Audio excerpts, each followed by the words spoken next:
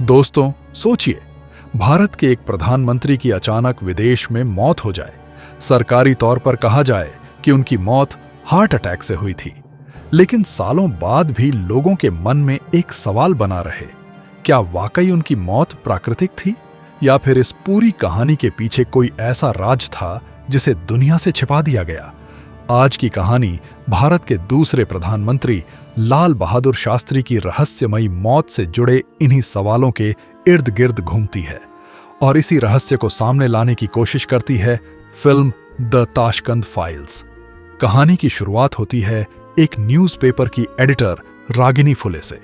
रागिनी काफी समय से अपने अखबार के लिए कोई बड़ी और चर्चित खबर नहीं ला पाई थी। एक दिन उसका सीनियर उसे अपने पास बुलाता है और साफ शब्दों में कह देता है कि अगर अगले एक हफ्ते के अंदर वह कोई बड़ी और ट्रेंडिंग स्टोरी लेकर नहीं आई तो उसकी नौकरी जा सकती है। रागिनी इस बात को गंभीरता से लेती है और अपने सीनियर से वादा करती है कि अगले 7 दिनों में वह एक ऐसी खबर लेकर आएगी जिसके बारे में पूरा देश बात करेगा। इसके बाद रागिनी को एक अनजान आदमी का फोन आता है। वह आदमी अपना नाम नहीं बताता, बस इतना कहता है कि अगर रागिनी सच में एक बड़ी खबर की तलाश में है तो वह उसे ऐसी जानकारी दे सकता है जो उसके काम आ सकती है। वह रागिनी को बताता है कि उसके ऑफिस में एक लिफाफा पहुंचाया गया है। उस लिफाफे के अंदर उसकी अगली बड़ी स्टोरी से जुड़ी जानकारी है। रागिनी तुरंत उस लिफाफे को लेकर अपने घर जाती है। जब वह उसे खोलती है तो उसके अंदर लाल बहादुर शास्त्री से जुड़ा काफी सारा सामान मिलता है। साथ ही एक पेन ड्राइव भी होती है। रागिनी पेन ड्राइव को अपने कंप्यूटर में लगाकर देखती है। वीडियो में उसे साल 1965 के भारत-पाकिस्तान युद्ध के बारे में जानकारी मिलती है।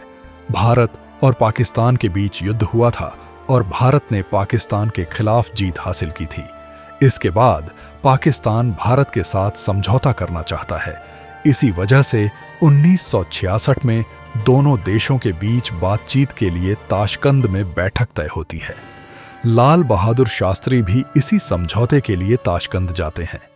कई दिनों तक बातचीत चलती है। आखिरकार दोनों देशों के बीच समझौता हो जाता है।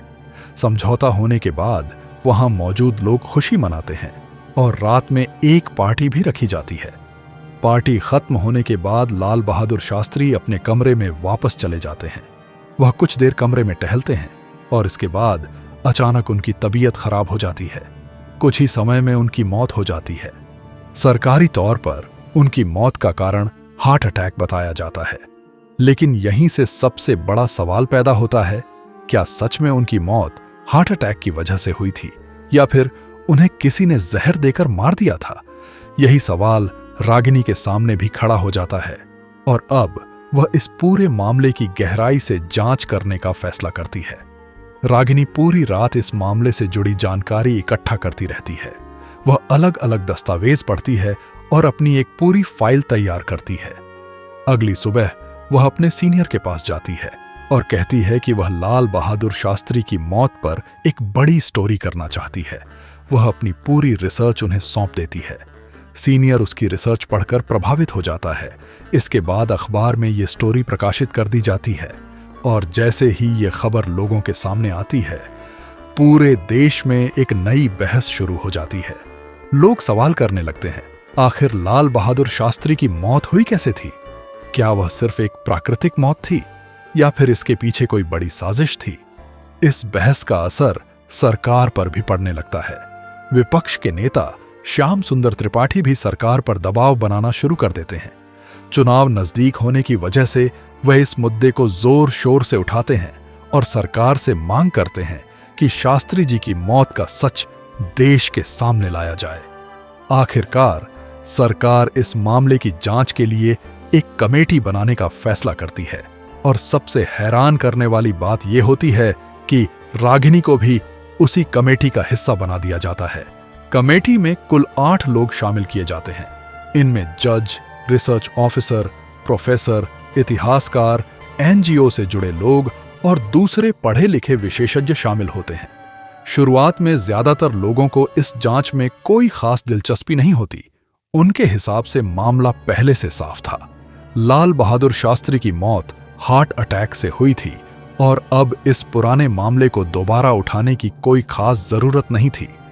लेकिन फिर कमेटी फैसला करती है कि अगर वे इस मामले की जांच करने बैठे ही हैं तो पहले शास्त्री जी के जीवन और उनके राजनीतिक सफर को भी समझना जरूरी है।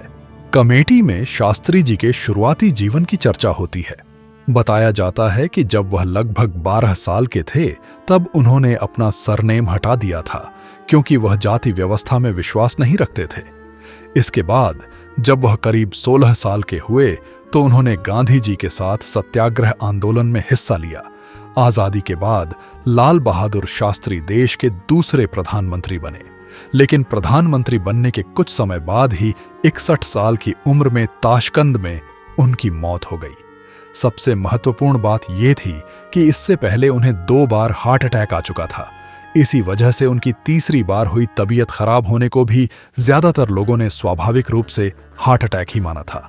अब कमेटी असली सवाल पर आती है, आखिर उस रात हुआ क्या था? सबसे पहले एक सदस्य सवाल उठाता है कि शास्त्री जी के ताशकंद पहुंचने से कुछ समय पहले उनके रहने की जगह क्यों बदली गई थी। पहले उनके लिए एक होटल तय किया गया था, लेकिन बाद में उन्हें एक बंगले में शिफ्ट कर दिया गया। इसका कारण बताया जाता है कि शास्त्री जी हार्ट के मरीज थे और होटल में काफी सीढ़ियां थीं, इसलिए उनकी सुविधा को ध्यान में रखते हुए उन्हें ऐसे बंगले में रखा गया जहां ज्यादा सीढ़ियों की परेशानी न हो।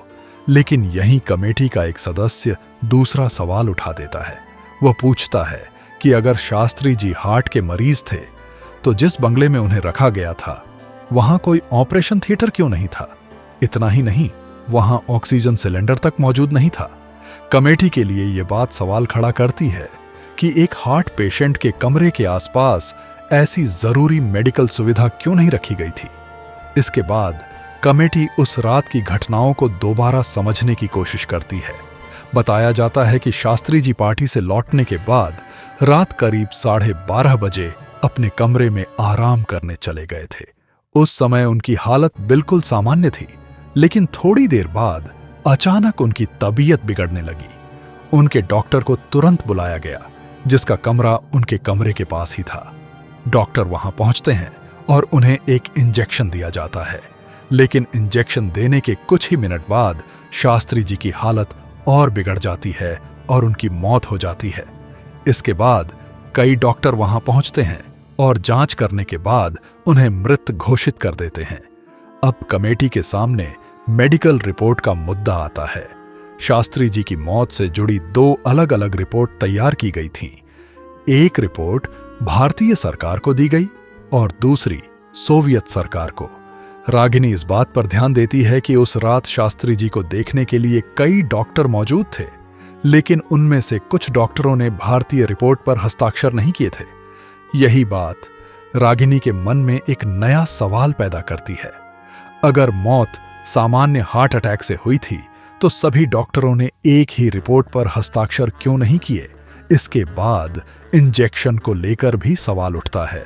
कमेटी में बताया जाता है कि शास्त्री जी को इंजेक्शन मांसपेशी में लगाया गया था, लेकिन सवाल यह उठता है कि अगर स्थिति इतनी गंभीर थी तो इंजेक्शन नस के जरिए क्यों नहीं दिया गया, क्योंकि नस के जरिए दवा तेजी से असर कर सकती है। कमेटी को यह मेडिकल प्रक्रिया भी संदिग्ध लगती है और इसी सवाल के साथ उनकी पहली बैठक खत्म हो जाती है। इसके बाद रागिनी को एक टीवी चैनल पर इंटरव्यू के लिए बुलाया जाता है। वहां उससे लाल बहादुर शास्त्री की मौत और चल रही जांच को लेकर कई सवाल पूछे जाते हैं। इंटरव्यू के आखिर में रागिनी साफ कहती है, एक भारतीय नागरिक होने के नाते उसे यह जानने का अधिकार है कि आखिर शास्त्री जी की मौत के पीछे असली सच्चाई क्या थी। लेकिन मामला यहीं खत्म नहीं होता। उसी रात रागिनी के पास फिर उसी रहस्यमय आदमी का फोन आता है। वह उससे कहता है कि अगर उसे सच में इस मामले को समझना है तो उसे शास्त्री जी से जुड़ी रिपोर्ट और दस्तावेजों को और ध्यान से पढ़ना होगा। सिर्फ ऊपर ऊपर की जानकारी से सच्चाई तक नहीं पहुंचा जा सकता। रागिनी उसकी बात को गंभीरता से लेती है और फिर से शास्त्री जी के जीवन और उनकी मौत से जुड़े पुराने रिकॉर्ड खंगालना शुरू कर देती है।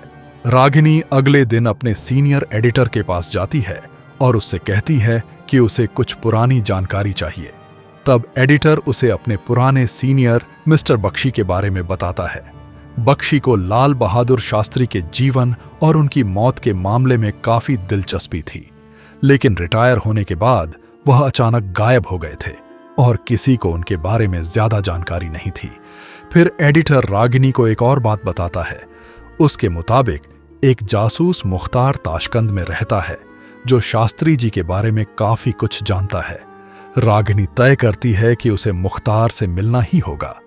रागिनी ताशकंद पहुंचती है और काफी कोशिशों के बाद मुख्तार को ढूंढ लेती है। जब वह उससे शास्त्री जी की मौत के बारे में सवाल करती है तो मुख्तार उसे उस दौर की अंतर्राष्ट्रीय राजनीति के बारे में बताता है।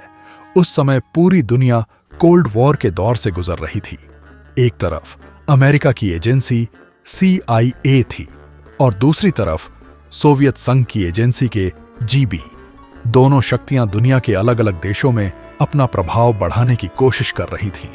मुख्तार के मुताबिक भारत दोनों के लिए बेहद महत्वपूर्ण देश था, लेकिन जब तक लाल बहादुर शास्त्री प्रधानमंत्री थे, भारत पर अपना प्रभाव जमाने की इन ताकतों की कोशिश पूरी तरह सफल नहीं हो पा रही थी। इसके अलावा 1965 के युद्ध में पाकिस्तान को हराने के बाद शास्त्री जी की लोकप्रियता भारत में काफी बढ़ गई थी। इससे देश की राजनीति में भी कुछ लोग उनसे परेशान थे। मुख्तार के अनुसार यही वजह थी कि कुछ ताकतें किसी भी तरह शास्त्री जी को भारत की राजनीति से हटाना चाहती थीं। यह जानकारी मिलने के बाद रागिनी वापस भारत लौट आती है। अब कमेटी की दूसरी बैठक शुरू होती है। इस बैठक में एक नई बात सामने आती है। बताया जाता है कि शास्त्री जी हमेशा अपने साथ एक लाल डायरी रखते थे, लेकिन उनकी मौत के बाद जब उनका सामान भारत लाया गया तो वह लाल डायरी उनके सामान में मौजूद नहीं थी। आखिर वह डायरी कहाँ गई और उसमें ऐसा क्या लिखा था जिसे किसी ने छिपाना जरूरी समझा? कमेटी के पास इसका कोई पक्का जवाब नहीं था। इसके बाद शास्त्री जी की रात की एक और बात सामने आती है। बताया जाता है कि उन्हें रोज रात एक थर्मस में दूध दिया जाता था।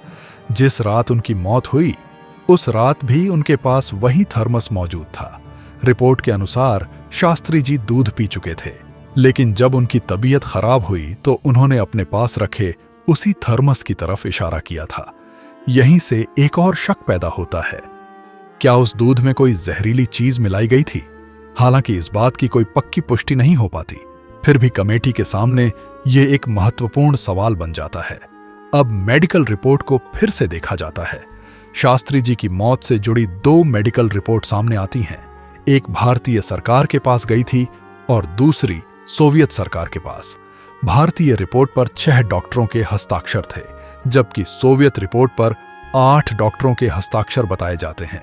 भारतीय रिपोर्ट में मौत का कारण हार्ट अटैक बताया गया था, वहीं सोवियत रिपोर्ट की भाषा थोड़ी अलग थी और उसमें कहा गया था कि मौत संभवतः हार्ट अटैक की वजह से हुई। यानी दोनों रिपोर्ट में एक महत्वपूर्ण अंतर दिखाई देता है और यही अंतर रागिनी के लिए एक और सवाल खड़ा कर देता है। अगर मामला बिल्कुल साफ था तो रिपोर्ट में इतनी सावधानी से शब्दों का इस्तेमाल क्यों किया गया? इसी सवाल के साथ कमेटी की दूसरी बैठक भी खत्म हो जाती है। अब तीसरी बैठक शुरू होती है। इस बार कमेटी के सामने शास्त्री जी के करीबी लोगों की बातें रखी जाती हैं। एक व्यक्ति बताता है कि मौत से कुछ समय पहले उसकी शास्त्री जी से फोन पर बातचीत हुई थी। बातचीत के दौरान शास्त्री जी ने कहा था कि वह भारत वापस जाकर देश को एक बहुत अच्छी खबर देने वाले हैं। यह सुनकर कमेटी के लोग सोच में पड़ जाते हैं। आखिर ऐसी कौन सी खबर थी जिसे शास्त्री जी भारत लौटकर बताना चाहते थे? क्या वह किसी बड़े राजनीतिक फैसले से जुड़ी थी या फिर किसी और महत्वपूर्ण मामले से? इसका जवाब फिल्म साफ तौर पर नहीं देती। इसके बाद कमेटी के सामने एक तस्वीर दिखाई जाती है जिसमें शास्त्री जी के साथ सुभाष चंद्र बोस को दिखाया जाता है, लेकिन कमेटी के कई सदस्य इस तस्वीर और उससे जुड़ी बातों से सहमत नहीं होते। उनका मानना था कि सुभाष चंद्र बोस की काफी पहले विमान दुर्घटना में मौत हो चुकी थी। हालांकि कुछ लोगों का दावा था कि उनकी मौत की खबर झूठी थी और वह उसके बाद भी जीवित रहे थे। इस तरह कमेटी के सामने एक और रहस्य खड़ा हो जाता है। इसके बाद शास्त्री जी के साथ ताशकंद में मौजूद लोगों पर चर्चा होती है। बताया जाता है कि उस समय उनके साथ मुख्य रूप से उनका एक निजी सहायक और डॉक्टर मौजूद थे, लेकिन शास्त्री जी की मौत के कुछ समय बाद उनके निजी सहायक और डॉक्टर की भी मौत हो जाती है। इसके अलावा कहानी में यह भी बताया जाता है कि शास्त्री जी ने भारत के पहले न्यूक्लियर प्रोग्राम की शुरुआत की थी और इस काम की जिम्मेदारी डॉक्टर भाभा को दी गई थी। शास्त्री जी की मौत के सिर्फ 13 दिन बाद डॉक्टर भाभा की भी एक विमान दुर्घटना में मौत हो जाती है। अब कमेटी के सामने सवाल उठता है, क्या ये सभी घटनाएं सिर्फ संयोग थीं या इनके पीछे कोई बड़ी योजना थी? इसी सवाल के साथ तीसरी बैठक भी खत्म हो जाती है। अब कमेटी चौथी बैठक में पहुंचती है। इस बार सबसे बड़ा सवाल उठता है, अगर शास्त्री जी की मौत इतनी सामान्य थी तो उनकी बॉडी का पोस्टमार्टम क्यों नहीं करवाया गया? कमेटी के सामने यह सवाल काफी महत्वपूर्ण बन जाता है, क्योंकि मौत को लेकर पहले से ही कई बातें सामने आ चुकी थीं। रागिनी भी अपनी तरफ से कुछ जानकारी सामने रखती है। उसके मुताबिक जब शास्त्री जी की बॉडी ताशकंद से भारत लाई गई थी, तब उनके शरीर पर कुछ कट के निशान दिखाई दे रहे थे और वहां खून के निशान भी होने की बात कही जाती है। लेकिन कमेटी में मौजूद एक इतिहासकार रागिनी की इस बात से सहमत नहीं होती। वह कहती है कि शास्त्री जी की बॉडी पर ऐसे कोई कट के निशान नहीं थे और न ही शरीर से खून निकलने की बात सही थी। इस तरह कमेटी के सामने एक बार फिर दो अलग अलग दावे आ जाते हैं। लेकिन इन सब के बीच सबसे बड़ा सवाल फिर भी वही रहता है, आखिर भारतीय सरकार ने शास्त्री जी का पोस्टमार्टम क्यों नहीं करवाया? इस सवाल का कोई साफ जवाब कमेटी को नहीं मिलता और इसी के साथ चौथी बैठक भी खत्म हो जाती है। लेकिन रागिनी अब इस मामले को छोड़ने वाली नहीं थी। कुछ समय बाद उसे मिस्टर बख्शी का फोन आता है। रागिनी उनसे मिलने पहुंचती है। बख्शी उसे बताते हैं कि उन्होंने एक ऐसी किताब पढ़ी थी जिसे कि जीबी के एक पूर्व जासूस ने लिखा था। उस जासूस ने केजीबी से जुड़े कुछ दस्तावेज हासिल किए थे और उन्हीं के आधार पर वह किताब लिखी गई थी। उस किताब में भारत से जुड़ी कुछ महत्वपूर्ण जानकारियों का भी जिक्र था। बख्शी रागिनी को बताते हैं कि 1965 के युद्ध के बाद लाल बहादुर शास्त्री भारत में काफी लोकप्रिय हो गए थे। अगर वह लंबे समय तक प्रधानमंत्री बने रहते तो संभव था कि देश की राजनीति की दिशा काफी अलग हो जाती। बख्शी का दावा था कि शास्त्री जी के प्रधानमंत्री बने रहने से कुछ भारतीय राजनेताओं और के जीबी के हितों को नुकसान पहुंच रहा था। इसी वजह से उनके अनुसार कुछ लोगों ने मिलकर शास्त्री जी को रास्ते से हटाने की योजना बनाई थी। बख्शी आगे बताते हैं कि उन्होंने खुद इस मामले पर रिसर्च की थी और बाद में एक किताब भी लिखी, लेकिन उनकी किताब को सरकार ने कभी सार्वजनिक नहीं होने दिया। इसके बाद वह उस किताब की एक कॉपी रागिनी को दे देते हैं। रागिनी अभी बख्शी से बातचीत ही कर रही होती है कि अचानक एक दुर्घटना हो जाती है। इस दुर्घटना में बख्शी की मौत हो जाती है। अब रागिनी के सामने एक और बड़ा सवाल खड़ा हो जाता है, क्या बख्शी के पास मौजूद जानकारी इतनी संवेदनशील थी कि कोई उन्हें चुप कराना चाहता था, या फिर यह सिर्फ एक दुर्घटना थी? फिल्म इस सवाल का भी कोई सीधा जवाब नहीं देती। बख्शी की मौत की खबर सामने आने के बाद कमेटी को पता चलता है कि रागिनी उनसे निजी तौर पर मिली थी। कमेटी के नियमों के अनुसार उसे ऐसा नहीं करना चाहिए था, इसलिए रागिनी को कमेटी से बाहर कर दिया जाता है। लेकिन रागिनी हार नहीं मानती। वह दोबारा कमेटी के सामने आती है और कहती है कि उसके पास कुछ ऐसे सबूत हैं जिनसे शास्त्री जी की मौत से जुड़े रहस्य को समझने में मदद मिल सकती है। सबसे पहले वह शास्त्री जी की टोपी सामने रखती है। रागिनी का दावा होता है कि यह वही टोपी है जो शास्त्री जी ने अपनी आखिरी रात पहनी थी और उस पर खून के निशान मौजूद हैं। अगर आप अभी तक ये वीडियो देख रहे हैं तो इसका मतलब है कि आपको हमारी कहानी और उसे बताने का हमारा अंदाज पसंद आ रहा है। तो आपसे दिल से एक छोटी सी गुजारिश है, अगर आपको हमारी वीडियो अच्छी लगती है तो कृपया हमारे चैनल को अभी सब्सक्राइब कर दीजिए। हम आपके लिए हर वीडियो बहुत मेहनत से बनाते हैं और आपका एक सब्सक्राइब हमें और अच्छी वीडियो बनाने के लिए बहुत मोटिवेशन देता है। इसलिए अगर आपको हमारी मेहनत पसंद आ रही है तो बिना कुछ सोचे सब्सक्राइब बटन दबा दीजिए। आपका छोटा सा सपोर्ट हमारे लिए बहुत मायने रखता है। दिल से शुक्रिया। चलते हैं कहानी की तरफ। रागिनी का दावा होता है कि ये वही टोपी है जो शास्त्री जी ने अपनी आखिरी रात पहनी थी और उस पर खून के निशान मौजूद हैं। उसके अनुसार अगर टोपी पर खून के निशान हैं, तो इससे यह सवाल उठता है कि आखिर उनकी बॉडी के साथ क्या हुआ था। लेकिन अब कमेटी के सामने एक और बड़ा मुद्दा खड़ा होता है। सिर्फ बॉडी पर निशान होने से असली सवाल का जवाब नहीं मिलता। असल सवाल यह है, शास्त्री जी की मौत से आखिर फायदा किसे हुआ, किसे उनकी मौत की सबसे ज्यादा जरूरत थी और उनकी मौत के बाद देश की राजनीति किस दिशा में चली गई। रागिनी अब अपना ध्यान इसी मोटिव पर ले जाती है। वह बताती है कि शास्त्री जी की मौत के बाद आने वाले वर्षों में भारत की राजनीति और सरकार में बड़े बदलाव हुए। वह एक किताब का हवाला देते हुए कि जीबी और भारत के राजनीतिक संबंधों से जुड़ी कई बातें सामने रखती है। उसके अनुसार के जीबी की तरफ से भारत के प्रधानमंत्री तक अलग अलग रूपों में कई उपहार पहुंचाए जाते थे।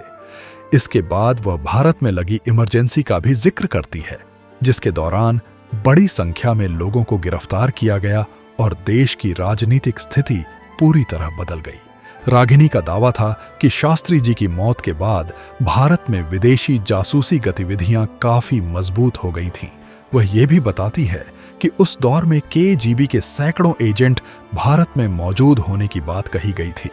इन सारी बातों को सुनकर कमेटी के सदस्य बिल्कुल शांत हो जाते हैं। अब सबको समझ आने लगता है कि रागिनी किस दिशा की तरफ इशारा कर रही है। अब कमेटी के सभी सदस्य रागिनी की बातें सुनकर चुप हो जाते हैं। रागिनी ने सीधे तौर पर किसी एक व्यक्ति का नाम नहीं लिया था, लेकिन उसकी पूरी रिसर्च एक बड़े सवाल की तरफ इशारा कर रही थी। आखिर लाल बहादुर शास्त्री की मौत से सबसे ज्यादा फायदा किसे हुआ? कमेटी के लोग समझ चुके थे कि यह मामला सिर्फ हार्ट अटैक या जहर के सवाल तक सीमित नहीं है। इसके पीछे राजनीति, विदेशी एजेंसियों और सत्ता से जुड़े कई सवाल भी खड़े हो रहे थे। लेकिन इतनी संवेदनशील बातों को लेकर बाहर जाकर खुलकर कुछ कहना आसान नहीं था। इसके बाद कहानी अपने आखिरी मोड़ पर पहुंचती है। रागिनी आखिरकार श्याम सुंदर त्रिपाठी से मिलने जाती है। वह उनसे सीधे सवाल करती है, आखिर आप मुझे बार बार फोन क्यों कर रहे थे? रागिनी को अब पता चल चुका होता है कि शुरुआत में जिस अनजान आदमी के फोन उसे आ रहे थे, वह कोई रहस्यमयी जासूस नहीं था। वह खुद श्याम सुंदर त्रिपाठी था, यानी जिस आदमी ने रागिनी को शास्त्री जी के मामले की तरफ धकेला था, वही इस पूरे मुद्दे को राजनीतिक फायदे के लिए इस्तेमाल कर रहा था। त्रिपाठी रागिनी के सामने असली वजह बता देता है। वह कहता है कि उसकी वजह से उसे एक बड़ा राजनीतिक मुद्दा मिल गया है और क्योंकि अगले 6 महीने में चुनाव होने वाले हैं, वह इस मुद्दे का इस्तेमाल करके चुनाव जीतना चाहता है। अब रागिनी को पूरी सच्चाई समझ में आ जाती है। त्रिपाठी का असली मकसद शास्त्री जी की मौत का सच जानना नहीं था। उसे सिर्फ एक ऐसा मुद्दा चाहिए था जिसका इस्तेमाल वह चुनाव में कर सके, यानी जिस रहस्य को रागिनी एक नागरिक और पत्रकार के तौर पर समझना चाहती थी। उसी रहस्य को एक नेता ने अपने राजनीतिक फायदे के लिए इस्तेमाल किया था और यहीं दी ताशकंद फाइल्स की कहानी खत्म हो जाती है। लेकिन फिल्म अपने पीछे कई सवाल छोड़ जाती है। क्या लाल बहादुर शास्त्री की मौत वास्तव में हार्ट अटैक से हुई थी? क्या उन्हें जहर दिया गया था? अगर जहर दिया गया था तो किसने दिया? और आखिर इसका मकसद क्या था? क्या इसके पीछे के जीबी जैसी विदेशी एजेंसी का हाथ था, या फिर इसमें भारत के कुछ राजनीतिक लोगों का कोई फायदा जुड़ा हुआ था? फिल्म इन सवालों का कोई एक अंतिम और पक्का जवाब नहीं देती, बल्कि दर्शकों को सोचने के लिए छोड़ देती है कि आखिर उस रात ताशकंद में वास्तव में क्या हुआ था। अगर आपको दे ताशकंद फाइल्स की ये कहानी पसंद आई हो तो वीडियो को लाइक जरूर करें।